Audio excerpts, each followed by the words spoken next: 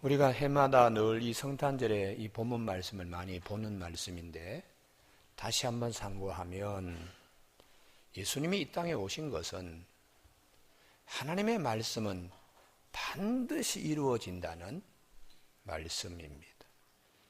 구약 성경에 아담과 하와가 죄를 지었을 때에 하나님께서 여자의 후손이 뱀의 머리를 짓밟을 것이다. 창세기 3장 15절에 원복음의 말씀이 예수께서 그 말씀이 육신을 입고 이 땅에 오신 사건입니다. 그래서 우리가 예수님이 이 땅에 오신 확실한 징표는 하나님이 우리에게 약속하신 것은 반드시 이루어 주신다 하는 것을 우리에게 말씀하고 있습니다. 그래서 1절에 그때 가이사 아구스도가 영을 내려 천하로 다 호적하러 하였으니, 로마 황제 한마디 말도 이렇게 천하가 움직이는데 하나님의 말씀은 반드시 이 세상의 모든 역사를 다 움직이고 반드시 그 말씀하시는 대로 되는 것을 우리에게 마음에 심게 하고 있습니다. 그래서 성경은 곳곳에 민수기 23장 19절에 하나님은 사람이 아니시기 때문에 거짓말을 하지 아니하시고 인생이 아니시기 때문에 그 하신 말에 후회함이 없으시도다. 그 말씀하신 바를 행하고 그 하신 말씀을 실행하지 않으시랴, 이렇게 말씀하고 있습니다. 그래서 우리가 살아가는데 가장 중요한 것은 사람의 말은 몇 번씩 바뀌어요. 대통령의 말도 몇 번씩 바뀔 수 있어요. 그 이유는 본인이 그걸 할 수가 없기 때문에 그렇습니다. 그러나 하나님은 반드시 하신 말씀을 인생이 아니니까 거짓말이라 말을 식은 죽 먹듯이 그렇게 하시는 분이 아니고 반드시 하신 말씀은 반드시 이루시는 분이다. 그래서 예수님이 오셔서 마태복음 24장 35절에 천지는 없어질지언정 내 말은 없어지지 아니한다고 다시 일깨워주고 있습니다. 그리고 구약시대의 대선지자인 이사야를 통하여 이사야 40장 8절에 풀은 마르고 꽃은 시들지만 여호와의 말씀은 영영이 선다고 그렇게 가르쳐주고 있습니다.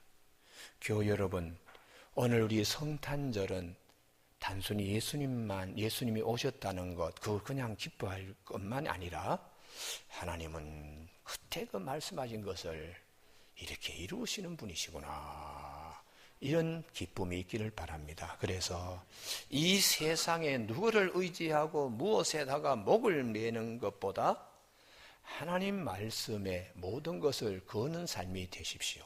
그러면 하나님이 나에게 주신 특별한 말씀대로 하나님은 반드시 이루시는 하나님이십니다. 로마의 시저 한마디에 천하의 많은 사람이 다 자기 고향으로 호적을 하러 갈 정도로 움직이는데 그런 시저도 지금은 찾아볼 수 없습니다. 그런 가이사 아우구스토 평화를 갖다가 팍스 로마라 로마의 평화를 얘기했지만은 지금은 그 로마의 평화는 다 사라지고 말았습니다. 그래서 우리 인생이 무엇인가?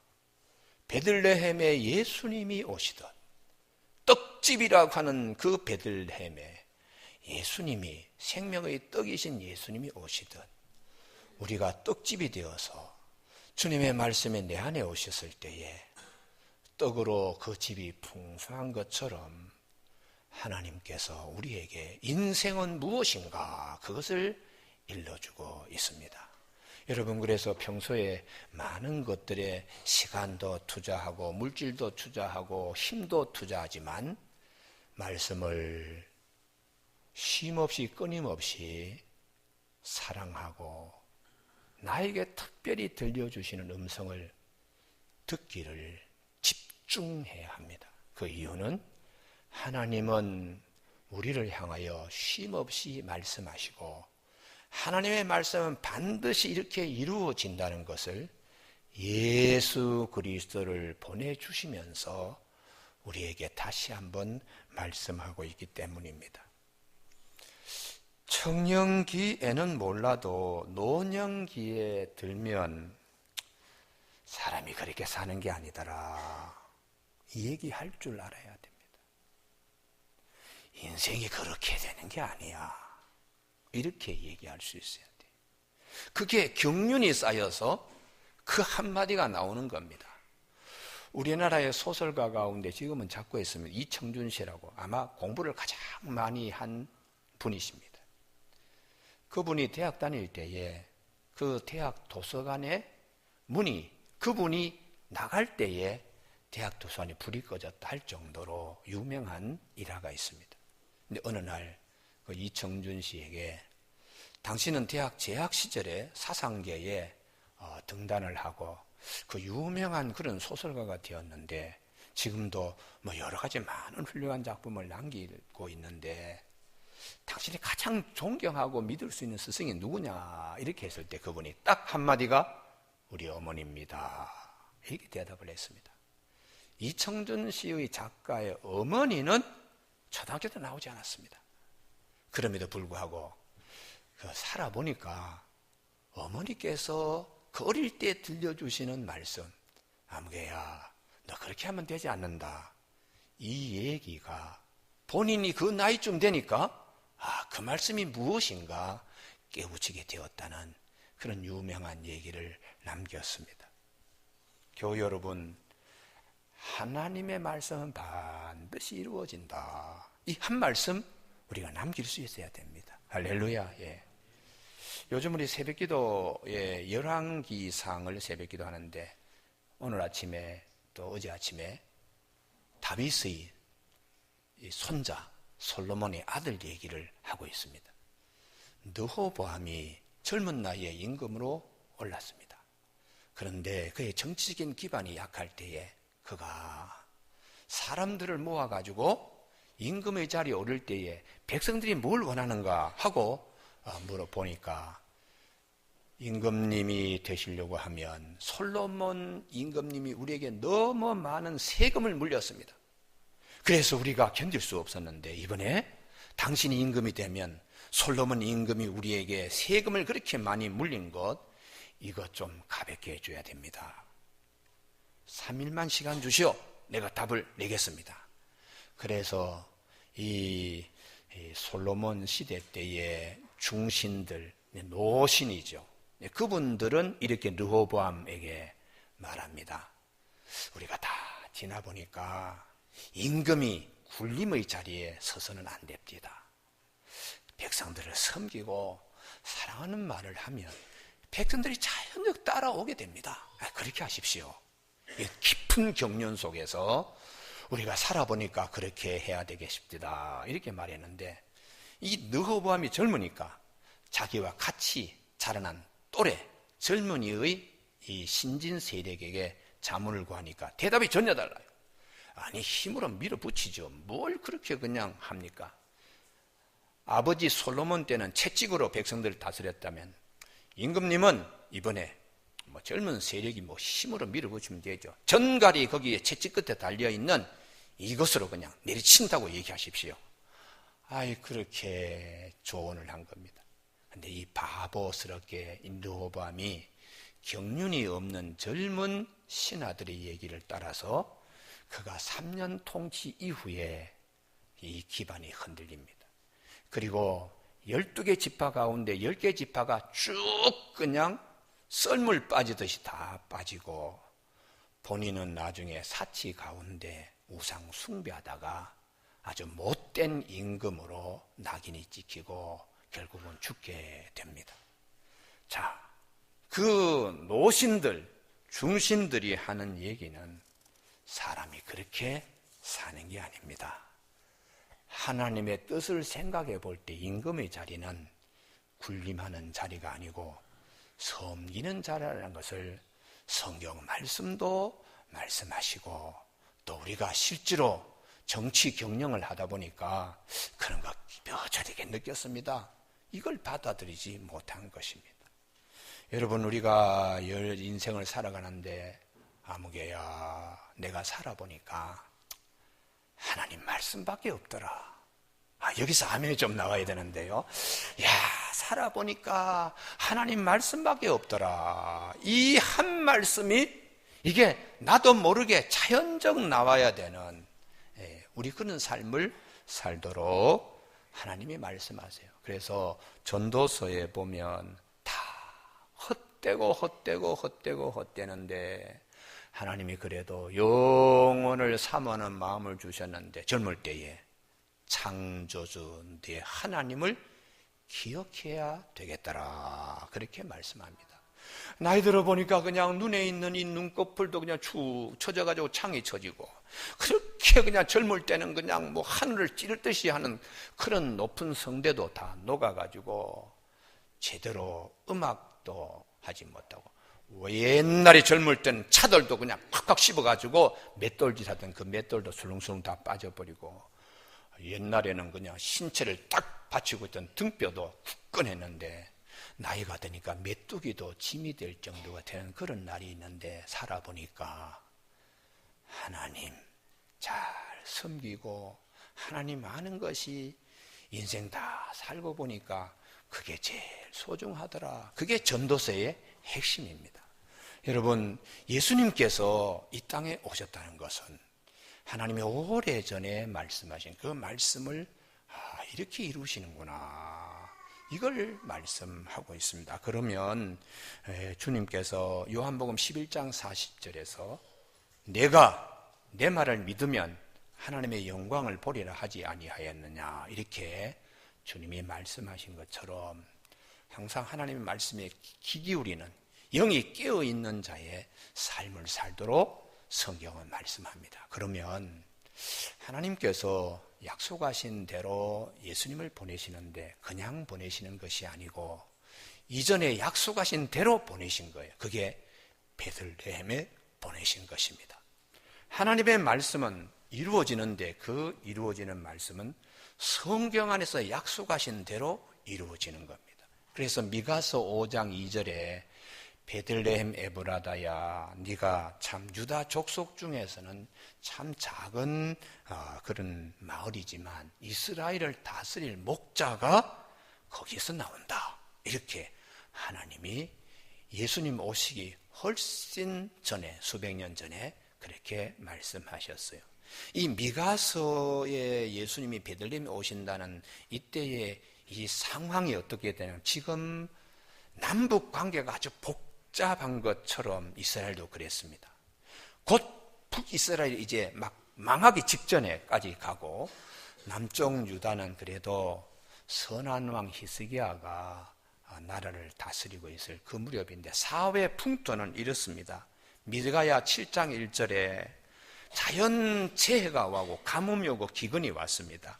재앙이로다 나여 나는 여름 과일을 딴 후와 포도를 거둔 후 같아서 먹을 포도송이가 없으며 내 마음에 사모하는 처음 익은 무화과가 없도다. 밭에 가서 아무리 열매를 찾으려고 그래도 다 그냥 수사고 난 다음에 빈 밭처럼, 그렇게 지금 상황이 이렇게 어렵다는 거예요. 그리고 또 도덕적으로는 경건한 자가 세상에서 끊어졌고 정직한 자가 사람들 가운데 없도다. 무리가 피를 흘리려고 매복하며 각기 그물로 형제를 잡으려고 하고 두 손으로 악을 부지런히 행하는도다.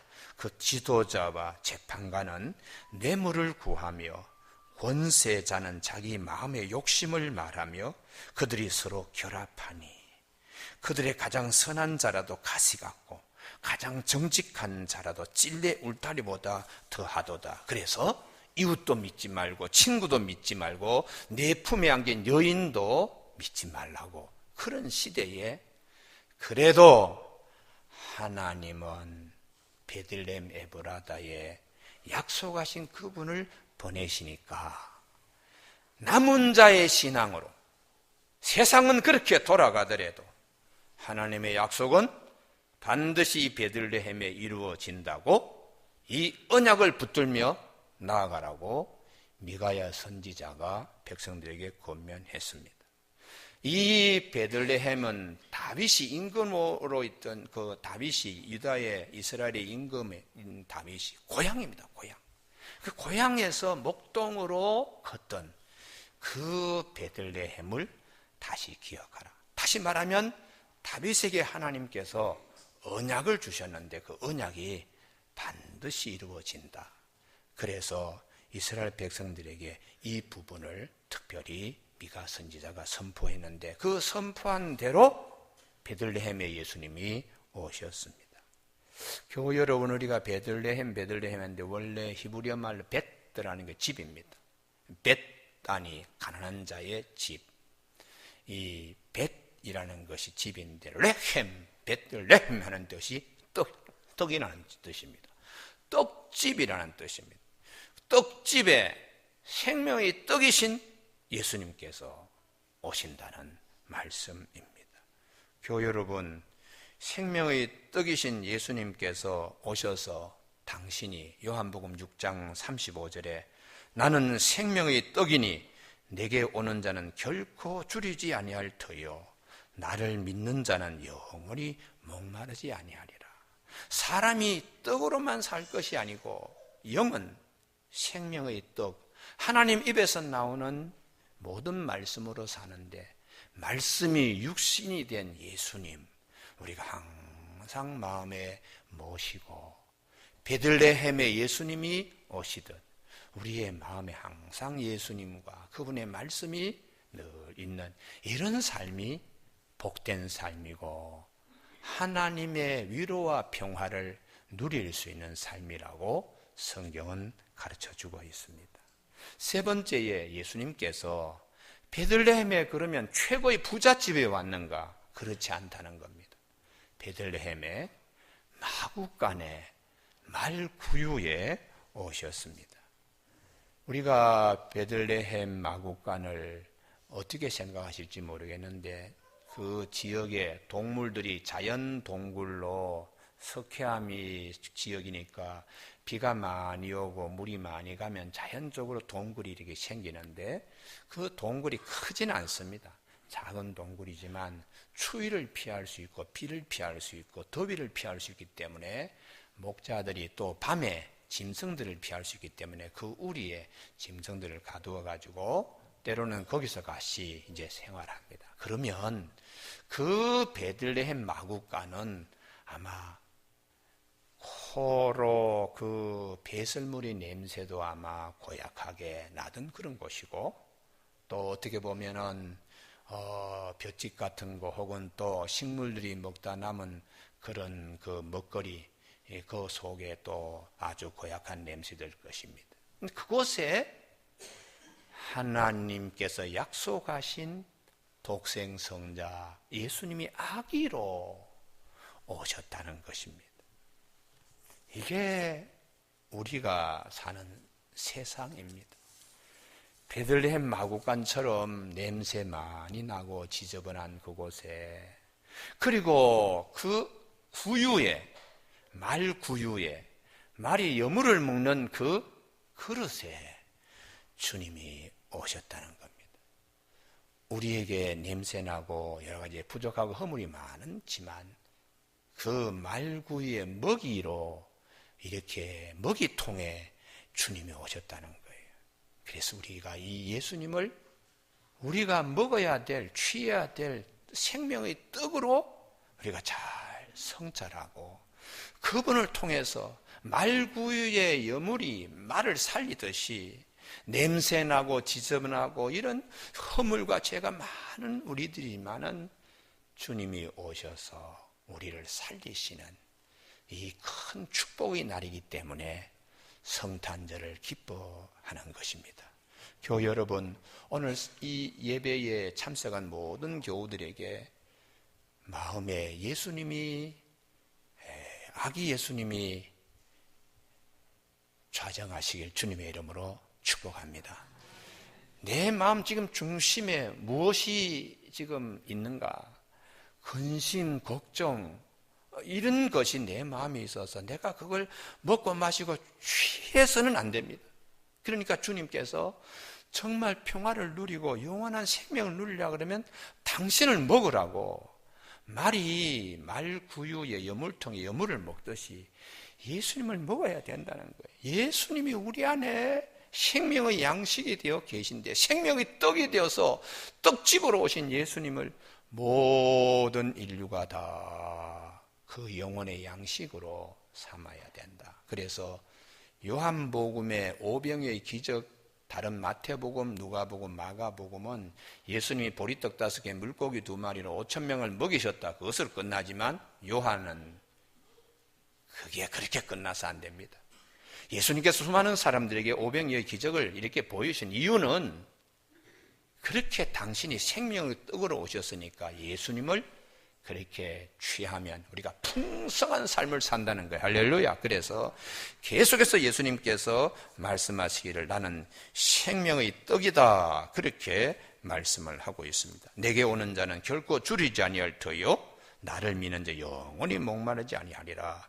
이것은 하늘에서 내려온 떡이니 조상들이 먹고도 죽은 그것과 같이 하나 이 떡을 먹는 자는 영원히 살리라. 그래서 예수님 때문에 우리가 영생의 길에 들어갈 수가 있고 영원한 나라의 하나님의 백성 될 수 있으니까 이 날이 얼마나 감사한지 모릅니다. 우리 모두가 다 이 땅에 살지만 설교를 하는 저도 또 예배에 참석한 모든 교우들도 멀리 길게 100년 후에는 여기에 거의 한 분도 없습니다. 다 우리는 어디가 있는가? 거기에 대한 질문과 답을 가지고 있어야 돼요. 왜 우리가 예수 그리스도께서 베들레헴 마구간의 말구유로 말이 먹어야 되고 이 염소나 혹은 양이나 나귀가 먹어야 되는 그 구유, 나무로 깎은 밥그릇, 거기에 당신이 아주 부드러운 어린아이 살결로 그렇게 태어나서 오신 이유는 많은 사람이 당신을 취해야 된다는 거예요. 당신을 통해서 모든 냄새나고 그 지저분한 모든 것이 다 해결될 수 있다고요. 그래서 예수님이 오셔서 이 말구유 마구간이 지금은 성지가 되었습니다. 얼마나 베들레헴 교회에 그 예수님이 나신 곳에 거기 들어가기까지 들어가는 교회 입구의 문도 아주 낮아요. 그래서 그냥 이렇게 숙여서 들어가야 되고 또 한참 내려다가 보면은 조그마한 곳에 예수님 여기서 나셨다 그러는데 아주 보잘것없는 작은 동굴입니다. 그럼에도 불구하고 많은 사람이 멀리서 미국에서 핀란드에서 대한민국에서 호주에서 성탄절날 거기 가서 예배드리겠다고 항공료, 비싼 항공료 지불하고 그 지역에 또 아마 숙소값도 대단할 겁니다. 그래도 거의 감격하는 겁니다. 감격하고 그 이유는 우리가 그분을 생명양식으로 취할 수 있게 해주신 하나님의 은혜를 감사하는 것입니다.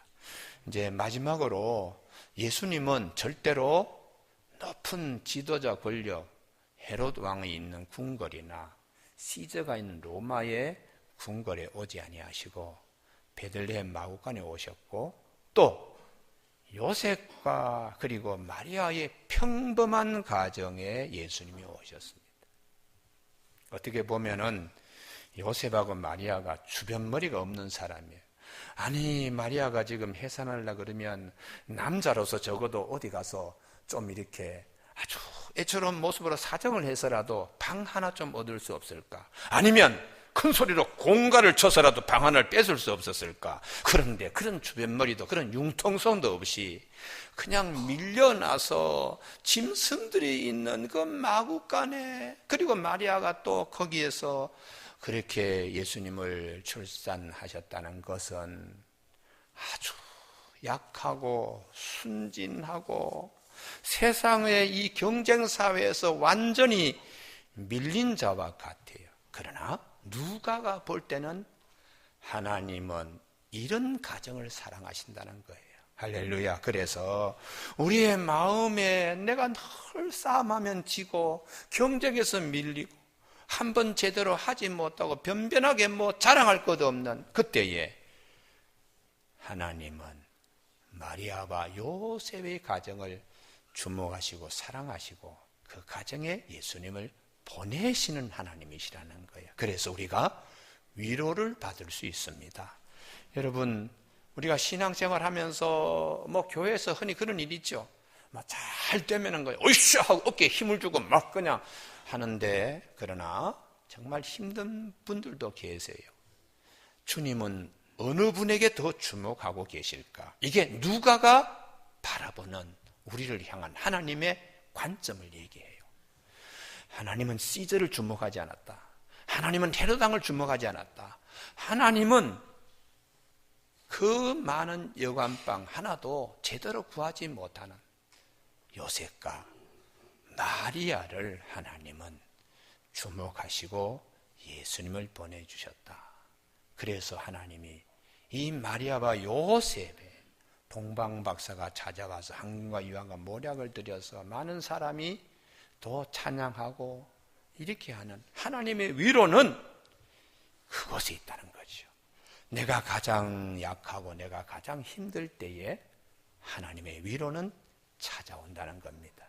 여러분, 오늘 성탄절을 맞이해서 각각 삶의 유형들과 또 형편이 다르겠지만 우리에게 이런 위로를 주시는 하나님이 우리 곁에 우리와 함께 있음을 꼭 믿으시기 바랍니다. 그리고 이런 것이 나중에는 큰 힘이 됩니다.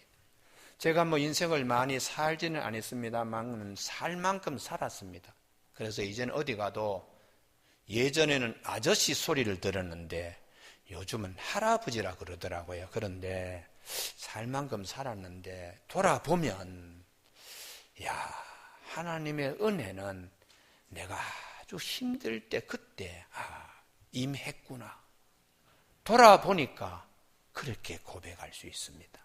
내가 잘나고 내가 창창거릴 때 그때보다 내가 힘들고 어려울 때 하나님이 찾아오셔서 함께 하신 그 은혜를 지금도 생각하면 너무 감사한 거예요. 그럼 목사님 어떤 경우에 그렇게 경우가 있습니까? 물으신다면 대학 다닐 때에 박 대통령께서 하도 제대로 하질 않아서 데모를 해서 감옥 갔습니다. 2번씩이나 감옥 갔습니다. 그때에 서대문 감옥에서 제일 힘들 때에 아버지, 엄마, 저희 집안에는 법조인은 한 사람도 없어요. 내 친구들 가운데 아버지가 변호사인 아들은 풀어주더라고요. 그런데 나중에 내가 의지할 거는 하나님밖에 없다 하고 참 기도 거기서 많이 했습니다. 참 기도 많이 했는데 그 기도의 결과로 오늘날 목회자가 되었습니다. 부족하지만 하나님께서 내가 가장 약할 때에 하나님을 만날 수 있는 또 하나의 사건을 든다면 제가 아산병원에 다리가 부러져서 입원했을 때입니다. 안양제일교회 1300명 앞에서 3일간 집회하고 부흥사로서 그리고 집에 와서 다리를 꺾다가 스트레칭 하다가 다리가 이렇게 당기면서 왼쪽 허벅지 다리가 뚝 부러졌습니다. 그때에 참 어이가 없더라고요. 병원에 누워가지고 모든 걸 다 내려놨습니다. 하나님, 이렇게 부러지는 것은 자가용 한 7, 80kg가 달려 앞반바로 탁 쳤을 때도 부러지지 않는 뼈가 이 대퇴부인데 어떻게 이 고관절도 아니고 가운데 허벅지 굵은 뼈가 그냥 뚝 이렇게 내 손으로 이게 어떻게 부러지느냐고. 그렇다고 무슨 골다공증이 있는 것도 아니고 검사를 전부 다 하니까 야, 목사님처럼 이렇게 뼈가 튼튼한 사람이 없다고 의사들이 그렇게 얘기를 하는데 이게 뚝 부러진 거예요. 그때 제가 병상에 누워서 나의 모든 것을 다 내려놓았습니다. 그때 하나님이 오시더라고요. 그리고 그때 하나님이 말씀하시더라고요. 그래서 교회를 개척하게 되었습니다. 그리고 그때 하나님이 저에게 위로의 말씀으로 보여주신 것이 7개의 무지개 환상이었습니다. 지금 가만히 이제 시간이 많이 지나서 보니까 하나님이 다 하시는 대로, 다 말씀하신 대로 이루어 주시는 하나님이세요.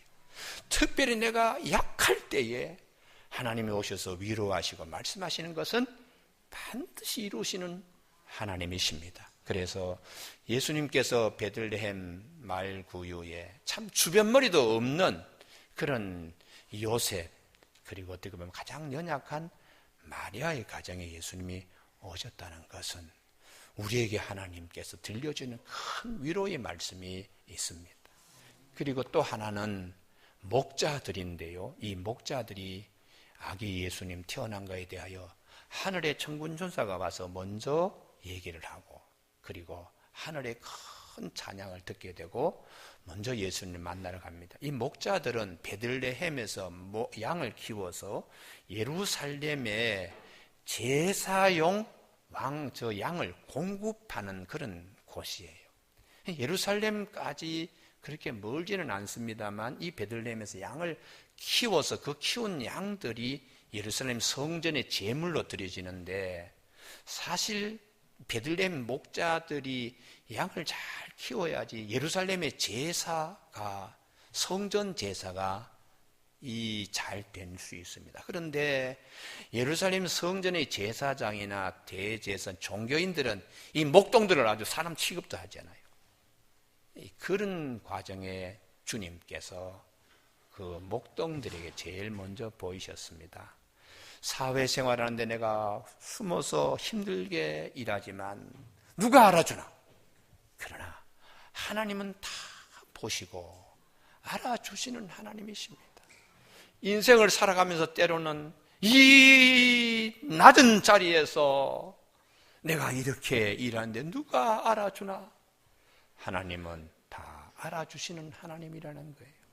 오늘 3부 예배에 참석한 우리 교우들에게 예수 그리스도를 보내주신 하나님, 말씀을 반드시 이루어주시는 하나님, 낮은 자를 높은 곳으로 올리시는 하나님, 그리고 내가 낮은 자의 자리에 있을 때 위로하시는 하나님, 그 하나님을 마음에 깊이 모시고 예수 그리스도께서 우리 많은 사람들의 죄를 대속하기 위하여 십자가에 달리시기 위하여 아기 예수님이 오신 하나님의 큰 사랑을 꼭 기억하는 저와 우리 모두가 되시길 주님의 이름으로 축복합니다. 기도하시겠습니다.